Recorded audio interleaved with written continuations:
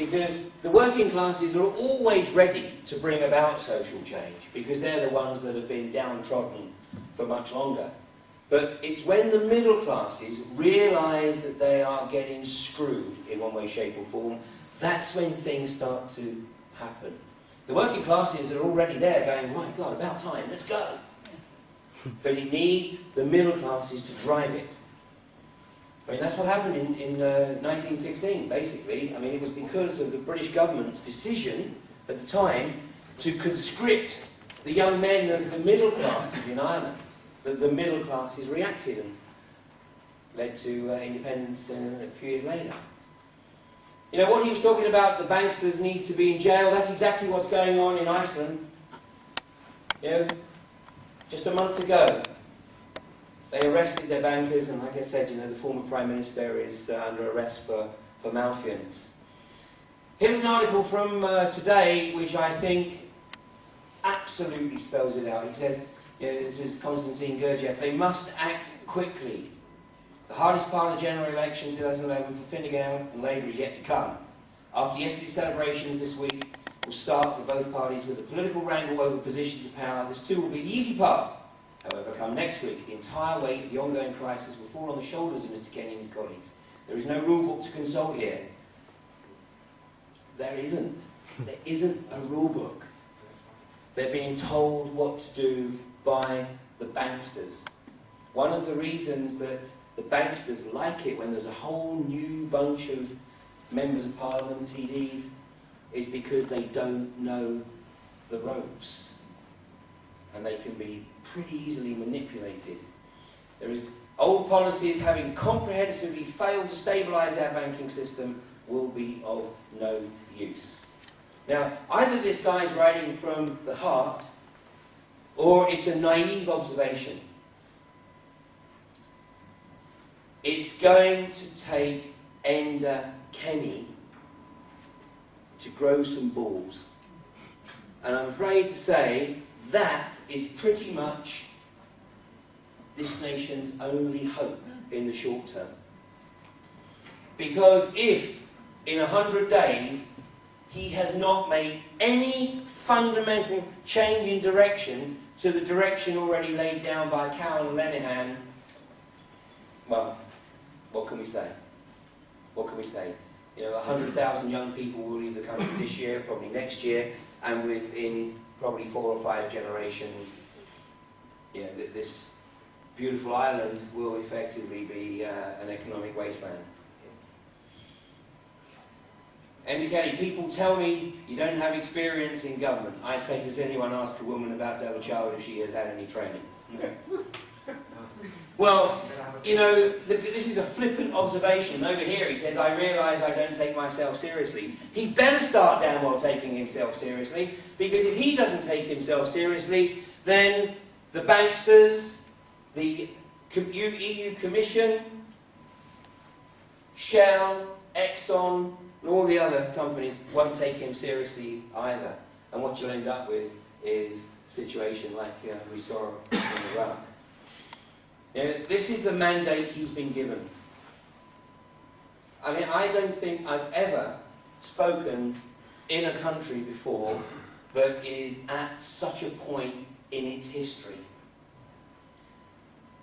We've had an election. Ollie Rehn tried to get every party in the Dáil to sign into the bailout package. He didn't succeed. These guys have no reason to buy in to the Cowan-Lenihan package. They have an opportunity to say, sorry, that was then, this is now, blank sheet of paper. The same with Shell, the same with Exxon, the same with Marathon. And, you know, Therese referenced Statoil. Norway is not in the EU. Norway is a sovereign nation. It is part of Europe. It trades with the EU. But it has retained control of its natural resources. It's fishing. And Norway's attitude with its fishing is far more sustainable than what's going on in the EU. Just a quick a quick illustration of how outrageous and absurd the EU fishing policy is. Fishermen are restricted from what they can land, right? Both in terms of species of fish and in terms of volume.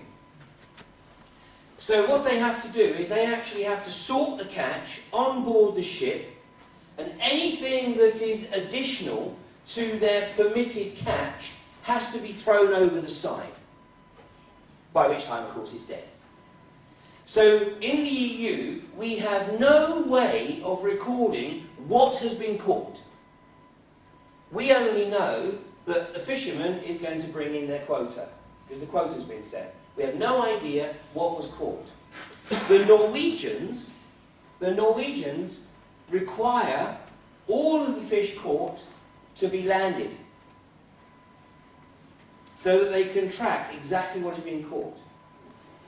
And then they will simply tell the fishermen that they can only work for 10 days in the next 30 or whatever, because they're at their quota. But the Norwegians absolutely keep track of fishing stocks, because they know that what's been caught, what's alive, not how much has been thrown over the side, because our fishermen aren't even required to record the total catch. It's completely and utterly outrageous. So Norway, I mean, it's a small country. It's a big country, but it's, in terms of population, it's not that much bigger than Ireland. I think it has a population of about 6 million. But it has taken care of its resources, and a lot of Norwegians stay in Norway because they have an extremely good lifestyle. It's very expensive for anybody visiting Norway, but it's ostensibly a socialist country in terms of the way in which it provides support for its citizens. They don't have any problems with hospitals closing, with care being provided for elderly or the sick.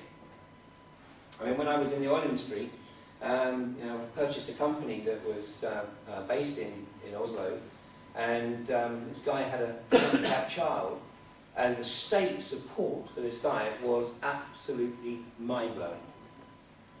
I mean, it was exactly what I would dream of in terms of what state support should be. Consequently, of course, he would never leave Norway. He had no reason to.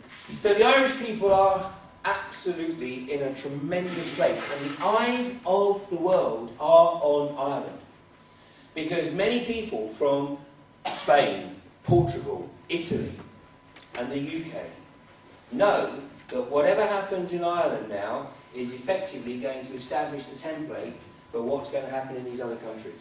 And let me tell you, the IMF and the World Bank are already acknowledging that they will not get away in Spain, Portugal, Italy or the UK with what they've got away with in Ireland. In Ireland, they simply took everything. There was no allowances, no acknowledgement of bankers' liability whatsoever. The whole of the debt was passed on to the taxpayer. They know they're not going to get away with it again, so now they're already saying, well, when we have this problem in Portugal, we probably need to look at the bondholders accepting an element of responsibility. And they're talking about 20-30%. And so what they're doing is they're giving the bondholders the heads up to actually start making their preparation for when the negotiations kick in, and they're going to have to swallow 30% under the new guidelines that are being prepared right now. I mean, once again, do you get the idea of how Ireland has been subjected to literally the pillage of its resources? Now we've been speaking to audiences all over Ireland over the last 3 months, and I know, that there are many people who, of course, are seriously concerned about what's going on here. And to be frank, I mean, whilst I admire all the people that provide direct challenge, in around Corrib and down in Cork and elsewhere, right now, the focus needs to be on Enda Kenny. He needs to understand that the Irish people are aware that alternatives can be brought to bear. And those alternatives need to be bought or introduced sooner rather than later. Otherwise, the election was a complete waste of time. What it needs is Enda Kenny to say, you know what, you can offer me as much as you like. Our template is going to be that of Iceland. And by the way, we're on the phone and John Perkins is on his way over here right now. Now, Iceland know that they are going to have to accept some responsibility. They know that because already they're feeling the effects of their decision on pension funds. So they know they've got to make some movement. They're not saying, they did initially, they're not saying right now that that is it, there's no movement. They're prepared to negotiate, but they've established their benchmark. In Ireland, the benchmark, what have we got? What have we got here?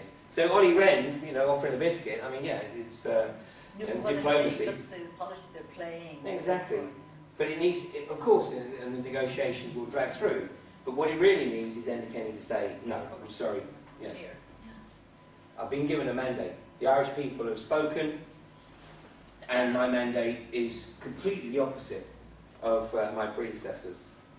So, I don't know how this is going to play out. I've got a nasty feeling, but, of course it's not the end of the game, by any stretch of the imagination. And I don't know what it's going to take. But, let me tell you that a little over 15 months ago, I gave a presentation in, November of 2009. And in that presentation I said, we are literally a few days away from the first vestiges of global governance being implemented.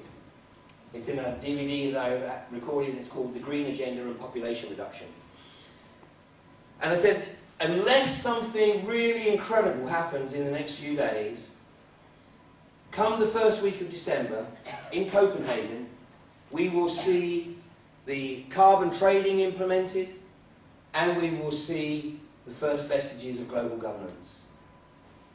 2 days after I recorded that presentation, the ClimateGate email was released, which completely derailed that whole process. That's why you haven't heard very much about carbon trading for 15 months. And it's why Al Gore, who was totally convinced that the sea levels were going to rise by 25 feet in the next 30 years, has bought some beachfront property in California. If it hadn't been for the release of those ClimateGate emails, which nobody could have predicted, we would right now be looking at even less autonomy in Europe than we have at present, because we would be absolutely part of global governance. But it didn't happen. It didn't happen. So I don't know what it is. I don't know what's going to come out of left field. But I'm always looking. I'm always hoping that somebody will release something or some information will come into the public arena that completely undermines this agenda and gives the Irish people the opportunity to regain their national sovereignty. Where does Ireland need to go in the medium term? It absolutely needs to come out of the EU. Ireland is potentially the wealthiest nation in terms of natural resources in Western Europe, which is exactly the reason it's been targeted. It needs to be a Norway. It needs to recognise that it's part of Europe, that it will trade with Europe, but it will not cede any aspect of its self-determination. It needs to come out of the euro. It needs to re-establish its own currency. It needs to shut down the central bank and establish a Bank of Ireland where it is the people who are printing the money, putting the money into circulation, and the people that are benefiting from the interest, not the private bankers. I think at that point I'm going to hand the floor over to the questions. Thank you.